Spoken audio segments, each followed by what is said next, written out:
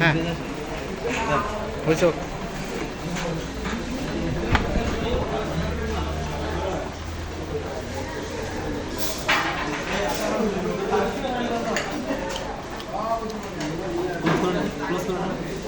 Close আছে, এখান থেকে অনেক ক্লোজ।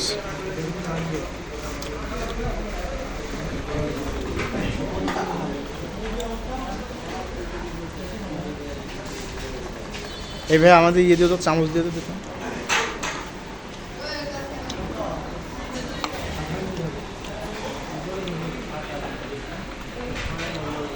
একটু এক্সপ্রেশন হবে সুন্দর।